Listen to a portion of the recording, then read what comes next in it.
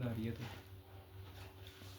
hello students, how are you? I hope you all must be fine at your places. Today I am going to tell you about a very important topic, that is dowry system.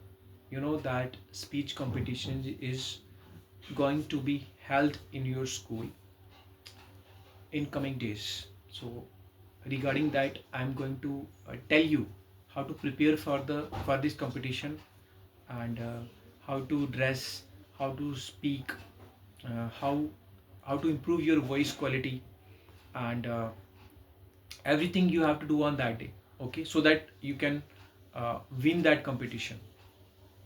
So I would keep my speech in Hindi as well as in English so that you can understand.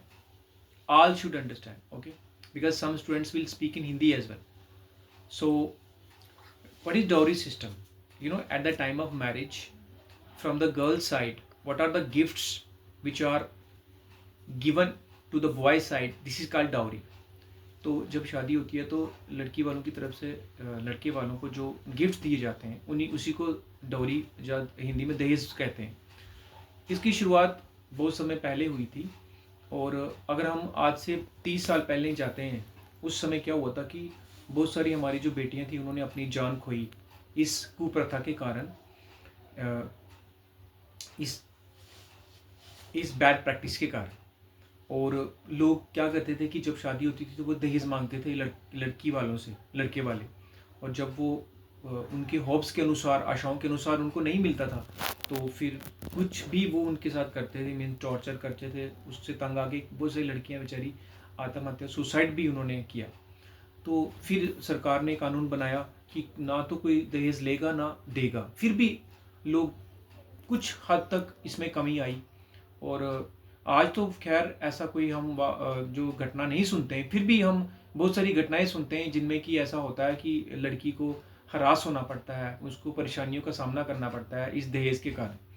तो लेकिन हम educated लोगों का ये कर्तव्य बनता है कि हम इस प्रथा को ख़त्म करें, और जितने भी कुप्रथाएं हमारे समाज में फैली हैं उनके खिलाफ हम आवाज़ उठाएं.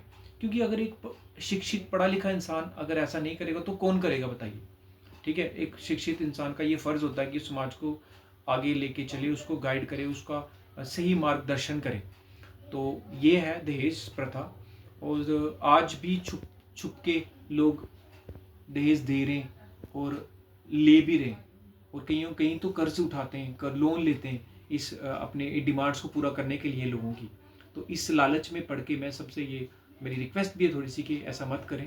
क्योंकि देखो, जो बॉयज़ हैं उनको भी स्टेप लेना चाहिए, गर्ल्स को भी लेना चाहिए. अगर हम मिल के अगर ये प्रयत्न करेंगे तो उसको ख़त्म कर सकते हैं.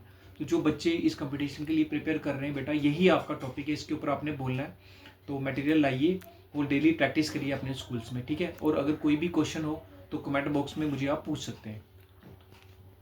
तो बच्चों के लिए एक इन्फॉर्मेशन है, जो भी बच्चे बोलना चाहते हैं वो अपने अपने कंसर्न टीचर्स को नाम दे दो. और जो हिंदी में बोलना चाहते हैं, कि जो सोचते हैं हम हिंदी में बोल सकते हैं अच्छी तरह से, हिंदी में बोलिए. जो इंग्लिश में बोलना चाहते हैं इंग्लिश में बोलिए. बट बेटा एक बात याद रखना कि आप देख के नहीं बोल सकते, ओके. आपको बोलना है बिना देखे.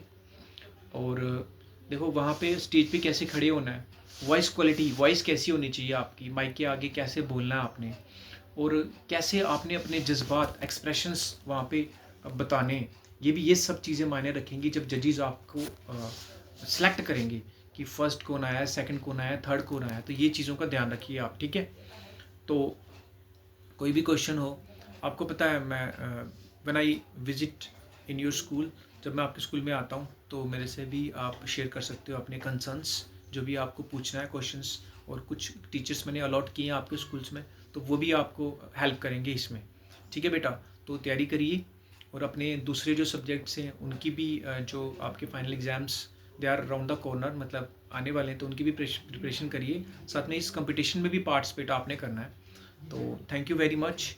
Subscribe my channel, do share it, and prepare for this competition.